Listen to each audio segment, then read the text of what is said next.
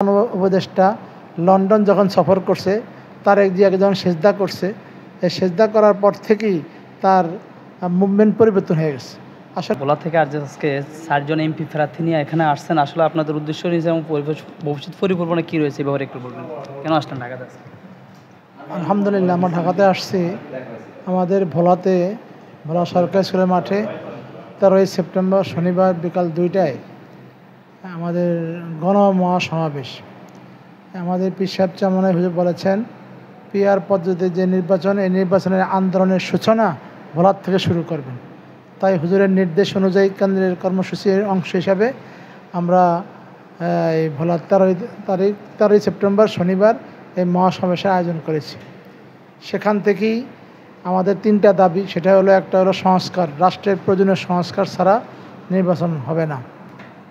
আর একটা হলো, আমাদের যারা জুলাই গণহত্যা করেছে তাদের বিচার, এবং ফাঁসির সরকার যে খুনি, এই খুনিদের বিচার দাবিতে এবং পিআর পদ্ধতি নির্বাচনের দাবিতে আমাদের এই সমাবেশ।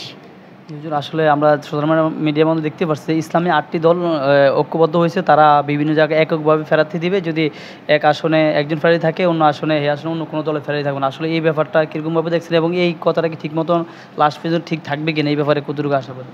আসলে তো এটা কেন্দ্রের ব্যাপার, যেহেতু কেন্দ্রীয়ভাবে এই 8টা দলের সাথে জোট হওয়ার কথা আমরা শুনেছি, এবং কেন্দ্রীয়ভাবে এরা নির্ধারণ করবে কে কোন জায়গায় নির্বাচন করবে এবং একে অপরকে সমর্থন করবে, সাপোর্ট দিবে। এটা কেন্দ্রের ব্যাপার। কেন্দ্রে যেভাবে ঘোষণা করবে আমরা সেভাবে এটা ফলো করব।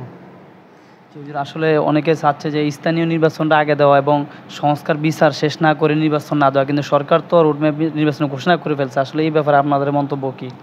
আসলে এটা আমাদের প্রধান উপদেষ্টা সর্বপ্রথম তো আমাদের সাথে কথা এইভাবেই বলেছিল যে আগে ইউপি নির্বাচন, স্থানীয় নির্বাচন হবে, তারপরে জাতীয় নির্বাচন হবে। কিন্তু আমাদের প্রধান উপদেষ্টা লন্ডন যখন সফর করছে, তারেক জিয়াকে যখন সেজদা করছে, এই সেজদা করার পর থেকেই তার মুভমেন্ট পরিবর্তন হয়ে গেছে। আসলে আমি মনে করি এই ডক্টর ইউনূস সাহেব এটা মারাত্মক অন্যায় করেছেন। সে তারেক জিয়াকে সেজদা করে তার কথা অনুযায়ী তার আগের যেই কথা, সেই কথা পরিবর্তন করছেন। এই পরিবর্তন করা আসলে ঠিক হয় নাই। আর নির্বাচন ব্যাপারে সংস্কার এবং বিচার না হয়ে নির্বাচন করলে আমাদের জনগণ এবং আমরা দলীয়ভাবে আমরা আমাদের যে টার্গেটে আমরা বুঝতে পারবো না। এই জন্য আমার মত এবং আমার খেয়াল যে বিচার এবং সংস্কারের পরেই নির্বাচন করতে হবে।